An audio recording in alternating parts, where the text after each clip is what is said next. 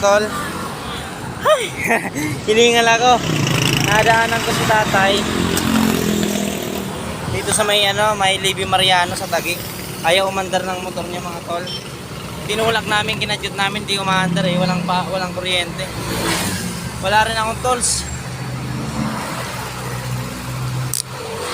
Tutulak ko na lang siya. Galing pa siyang Antipolo. Tutulak ko muna si tatay. Kawawa naman, pawis na pawis.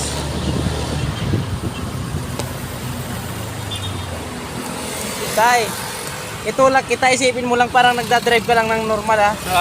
Oo, parang nagdadrive lang ng normal. Sige, sige. Tatal natin ko na si tatay dito. Ano to? Ano to?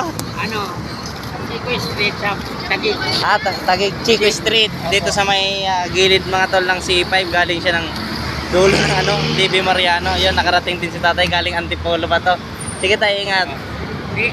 Thank you. Salamat ha. Oh, sige. Salamat sa iyo. Oh, sige. Dito lang yung Sige. Dito na kayo ikot sa dulo. Thank you. Ingat siya. Ingat. Have a good night. Yan mga tol, natin si tatay. Grabe.